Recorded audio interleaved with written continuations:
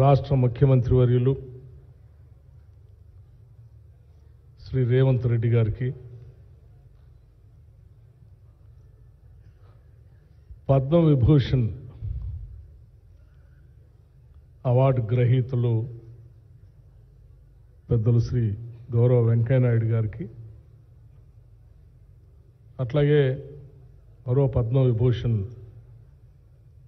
Award గ్రహీతలు పెద్దలు శ్రీ చిరంజీవి గారికి నాతోటి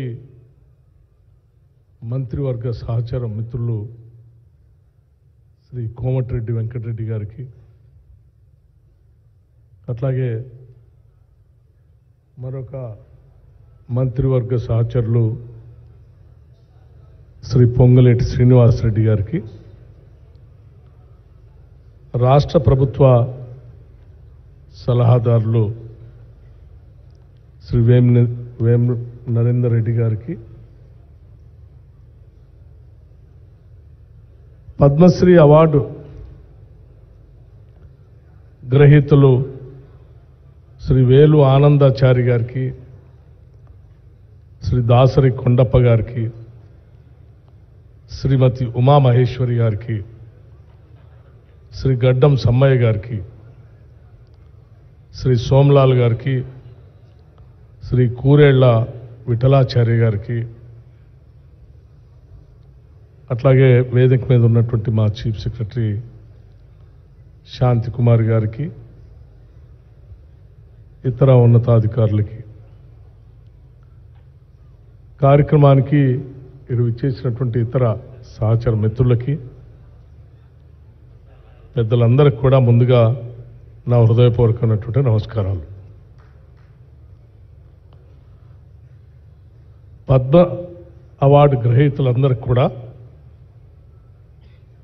రాష్ట్ర ప్రభుత్వం నుంచి అభినందనలు తెలియజేయటమే కాకుండా తెలుగువారికి ఇంతమందికి భారతదేశం గర్వించదగేటువంటి అవార్డులు పొందటం అనేది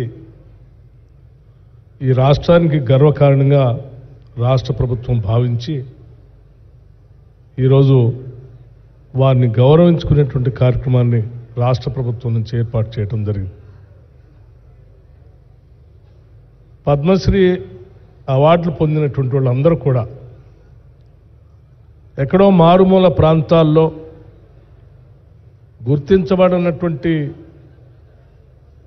ఆయా ప్రాంతాల్లో ఉన్నటువంటి వాళ్ళని గుర్తించి గౌరవించి ఈ అవార్డులు ఇవ్వటం అనేదాన్ని రాష్ట్ర ప్రభుత్వం నుంచి సంపూర్ణంగా అభినందించడమే కాకుండా ఆనందాన్ని కూడా వ్యక్తపరుస్తూ ఉన్నాం. వారందరి నైపుణ్యం, కళా నైపుణ్యం, ఒక్కొక్క రంగాల్లో వారికి ఉన్నటువంటి విశిష్టతని గుర్తించి ఈరోజు భారత ప్రభుత్వం వారందరినీ గౌరవించింది. వారందరికి కూడా రాష్ట్ర ప్రభుత్వం నుంచి మనస్ఫూర్తిగా అభినందనలు, గౌరవపరమైనటువంటి సన్మాన కార్యక్రమాన్ని ఈరోజు ఏర్పాటు చేసుకోవటమే రాష్ట్ర ప్రభుత్వం యొక్క ప్రధాన బాధ్యతగా భావించి మేము ఈరోజు కార్యక్రమాన్ని ఏర్పాటు చేశాం. సరే, పద్మ విభూషణ్కి సంబంధించి వేదిక మీద ఉన్నటువంటి ఇద్దరు పెద్దలు కూడా రెండు రంగాల్లో వారు పిన్నకల్ అంటే ఉన్నత స్థాయికి చేరినటువంటి గొప్పవాళ్ళు భారతదేశానికి సంబంధించినంతవరకు. వెంకయ్య నాయుడు గారు విద్యార్థి దశ నుంచే నాయకత్వ లక్షణాలను పునిగిపుచ్చుకొని ఉద్యమకారుడిగా నుంచి ఒక పరిణితి చెందినటువంటి రాజనీతిజ్ఞుడిగా ఈ దేశంలో ఎదిగినటువంటి ఒక గొప్ప రాజకీయ నాయకుడు ఆయన. వారి మాటలు వింటూ, వారి యాస ప్రాస వింటూ ఓ ప్రతిపక్ష నాయకుడిగా సంఖ్యాబలం లేకపోయినప్పటికి కూడా శాసనసభలో ప్రజా సమస్యలపైన ఏ రకంగా మాట్లాడవచ్చో వెంకయ్య నాయుడు గారు ఉపన్యాసాలు వింటే చాలా స్పష్టంగా మనందరికీ అర్థం అవుతుంది. రాజకీయాల్లో ప్రతిపక్షంలో ఉన్నా ప్రభుత్వంలో ఉన్నా కానీ చెప్పాలనుకున్నటువంటి అంశాలని ముక్కుసూటిగా స్పష్టంగా, అంటే భాషలో ఎక్కడ కూడా తిట్ల పురాణానికి తావు లేకుండా వేలెత్తి చూపించినటువంటి నాయకుల్లో బాగా స్పష్టంగా కనపడే నాయకుడు మనకి వెంకయ్య నాయుడు గారు.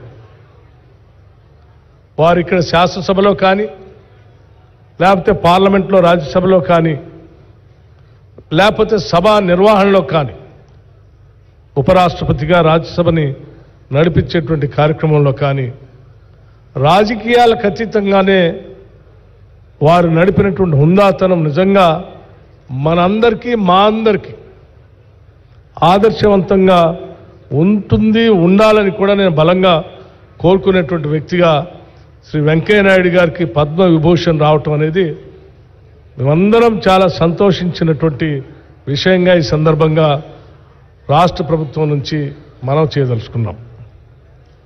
అలాగే వెంకయ్య నాయుడు గారు మాట్లాడుతూ నేను రిటైర్డే కానీ టైర్డ్ కాలేదని చెప్పారు. I'm retired but not tired అన్నారు. అంటే నిజంగా వారి విజ్ఞానం, ముఖ్యంగా ప్రజాస్వామ్య దేశంలో రాజకీయ పార్టీలు ఏ రకంగా ఉండాలి అని చెప్పే దాంట్లో వారి నుంచి చాలా అంశాలు నేర్చుకోవాల్సినటువంటి అవసరం ఉందని భావిస్తూ ఉన్నాను నేను. అట్లాగే చిరంజీవి గారి గురించి ఎంత చెప్పినా తక్కువే.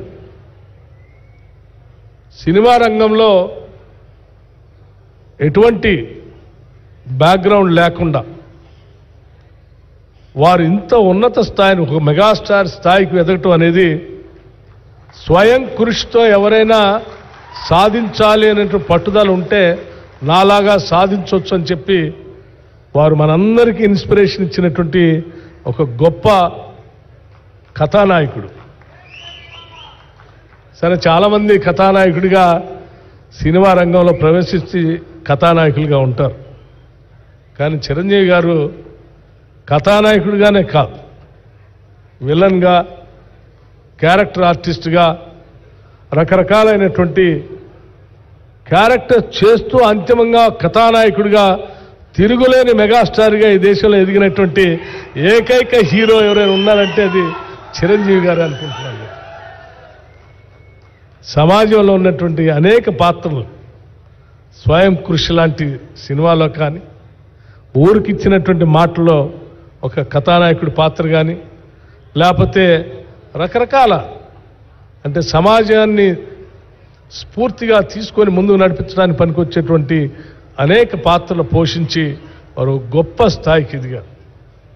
వారితో ఆనాటి ఉమ్మడి సభలో శాసనసభ్యుడిగా పనిచేసేటువంటి అవకాశం, అదృష్టం మా అందరికి కలగటం, నిజంగా చిరంజీవి గారు తెలుగు ప్రజలందరికీ కూడా ఒక గొప్ప కథానాయకుడికి కాదు, ఒక విలువలతో కూడినటువంటి కథానాయకుడిగా నేను చూస్తూ ఉన్నాను. వారు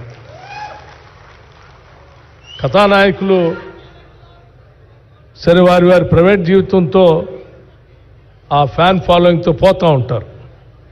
కానీ చిరంజీవి గారు తను అదే కాదు, సమాజానికి కూడా ఏదో సేవ చేయాలనేటువంటి ఆలోచనతో, సేవాభావంతో బ్లడ్ బ్యాంక్ దగ్గర నుంచి మొదలు పెడితే అనేక గుప్తదానాలు కూడా చేస్తూ వారి సమాజానికి ఎన్నో కార్యక్రమాలు చేస్తూ ఉన్నారు.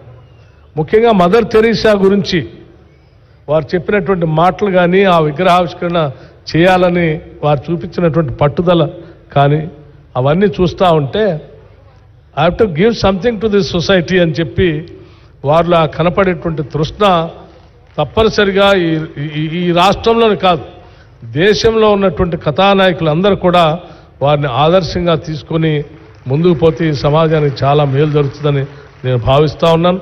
వారికి వచ్చినటువంటి పద్మ విభూషణ్, ఇంకా ఇటువంటి అవార్డులు ఎన్నో, దేశం గర్వించదగినటువంటి కథానాయకుడు ఆయన, వారికి ఇంకా ఎన్నో అవార్డులు ఇటువంటివి రావాలని నేను మనస్ఫూర్తిగా కోరుకుంటూ, అట్లాగే చిరంజీవి గారికి, అట్లాగే వెంకయ్య నాయుడు గారు ఇద్దరు కూడా, వారిద్దరి జీవితాలు మనందరికీ రోల్ మోడల్స్.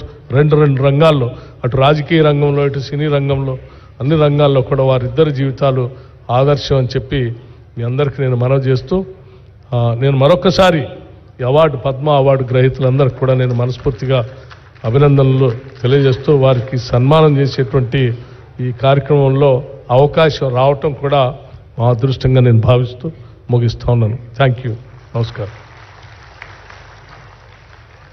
ధన్యవాదాలు సార్.